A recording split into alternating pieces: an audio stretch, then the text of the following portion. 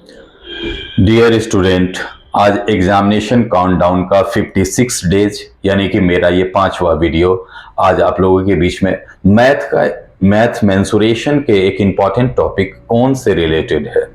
मैं इस क्वेश्चन के माध्यम से जरिए आप लोगों को ये बताना चाह रहा हूं कि क्वेश्चन कैसे धीरे धीरे इजी से टफ की ओर जाते हैं। यहां आप जो फिगर देख रहे हैं ये तीनों ही एक ही क्वेश्चंस हैं, कोई अलग अलग नहीं है। लेकिन पहला क्वेश्चन सबसे इजी है, दूसरा थोड़ा सा उससे टफ है और तीसरा सबसे ज्यादा टफ है। कैसे, तो मैं ये बताना चाह रहा हूं, अब इसको ध्यान से देखिए।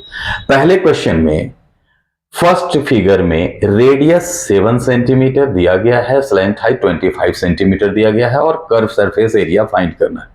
ये सबसे इजी क्यों है? क्योंकि कर्व सरफेस एरिया के लिए जो फार्मूला पाई आर एल होते हैं वो आर और एल दोनों टर्म यहां अवेलेबल है, तो सबसे आसानी से बन जाएंगे। लेकिन सेकेंड फिगर में अगर आप देखें तो रेडियस तो 7 सेंटीमीटर दिए गए हैं, लेकिन इस बार स्लैंट हाइट नहीं दिया गया, इस बार केवल हाइट दिया गया है 24 सेंटीमीटर। और अब आपको फाइंड करना है कर्व सरफेस एरिया, तो यहां थोड़ा सा टफ हो गया। क्यों टफ हो गया? क्योंकि इस बार हमें इस आर और एच के हेल्प से स्लैंट हाइट पता लगाना होगा, तब जाकर के कर्व सरफेस एरिया के फार्मूला पाई आर एल पर फिट करेंगे, आंसर तब आएगा। थर्ड नंबर में जरा देखिए कि क्या हो रहा है। इसमें हाइट तो 24 सेंटीमीटर दी गई है, लेकिन curve surface area 550 centimetre square दिया गया है, लेकिन रेडियस फाइंड करना है। यहां ये क्यों टफ हो गया?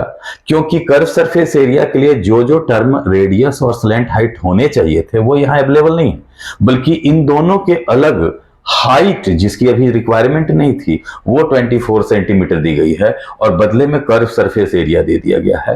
अब आपको रेडियस फाइंड करना है, तो ये एक टफ हो गया। कहने का मेरा मतलब यह है कि वो क्वेश्चंस जिसमें कि आपको जिस फार्मूले को फिट करना है, अगर उसके टर्म्स दिए गए हैं तो वो काफी इजी हो जाते हैं। अगर वो टर्म्स नहीं दिए गए हैं तो उसे पता लगाना पहली चुनौती होती है, पहली प्राथमिकता होती है। और आप एक बात याद रखें, कभी भी मेंसुरेशन में कोई भी फिगर कर्व हो जाए तो उसके लिए रेडियस सबसे इंपॉर्टेंट टर्म हो जाते हैं। और ये तीसरे नंबर वाले में क्या हुआ है कि ऐसे ऐसे चीज दिए गए हैं जिसकी हमें रिक्वायरमेंट जो है कि नहीं, बल्कि रेडियस जो कि सबसे इंपॉर्टेंट टर्म है उसे ही पता करने के लिए कहा गया है। तो हम आप लोगों से ये गुजारिश करेंगे कि आप इन तीनों क्वेश्चंस के आंसर को सॉल्व करने की कोशिश करें, और नहीं तो फिर मैं किसी वीडियो में इन तीनों के जो है कि क्वेश्चंस के सॉल्यूशन आप लोगों को भेज दूंगा। तो ये तो रहे आज के वीडियो जो कि मैथमेटिक्स के एक टॉपिक से रिलेटेड था। अब आप लोगों के बीच में एक मोटिवेशनल टिप्स, एक स्पीच जो कि मैं हमेशा देते आया हूं। तो बच्चों, आप लोगों से मैं कहूंगा कि आप अभी पढ़ाई कर रहे हैं, पढ़ाई करने में अलग अलग चुनौतियां आती हैं। उसमें एक चुनौतियां ये भी होती है कि हर दिन मैं जो टारगेट सेट करता हूं, गोल सेट करता हूं कि आज मैं इतने क्वेश्चंस को जो है कि कंप्लीट कर लूंगा, याद कर लूंगा, कहीं ना कहीं उसमें कमी रह जा रही है, चूक हो जा रही है। तो मैं आपको इसके लिए एक टिप्स देता हूं। आप अपने आप से, खुद से एक छोटा कमिटमेंट करें जो किसी अपने फ्रेंड, अपने किसी रिलेटिव तक को ना बताएं। जैसे फॉर एग्जांपल, आज आप पढ़ने बैठे, मुझे आज 10 क्वेश्चन का मैंने टारगेट ले रखा है।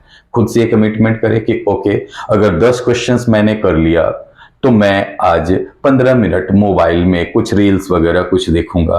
अगर मैंने उस 10 के जगह 8 क्वेश्चन का टारगेट किया तो मेरी सजा ये रहेगी कि मैं केवल 5 मिनट ही उस रील को देखूंगा। अगर मैंने एकदम 5 क्वेश्चन से भी कम मैंने याद किया या फिर उसे सॉल्व नहीं कर पाया तो मेरी सजा ये है कि मैं आज बिल्कुल ही मोबाइल या रील्स वगैरह या कुछ भी इंटरटेनमेंट का कोई और टॉपिक या कोई और चीजों को आज छूऊंगा भी नहीं, कोई और डिवाइस को मैं देखूंगा भी नहीं। तो क्या होगा ना कि अगर आप उसे पूरा नहीं भी कर पाए तो खुद से ग्लानि महसूस करेंगे, लेकिन जो अगर आप दूसरे दोस्त को बता देंगे तो फिर आप कहीं ना कहीं उसके हंसी के पात्र बन जाएंगे या वो आपका उपहास उड़ा सकते हैं। तो एक छोटी सी ये कमिटमेंट वाली जो मतलब मैंने स्कीम आपको बताई, एक तरह से ये स्कीम वाकई में कारगर होती है। कभी इसको आजमा करके देखिएगा। तो आज के लिए इतना ही, कल फिर मिलते हैं एग्जामिनेशन काउंटडाउन 55 डेज नंबर यानी कि वीडियो नंबर 6 में। Thank you.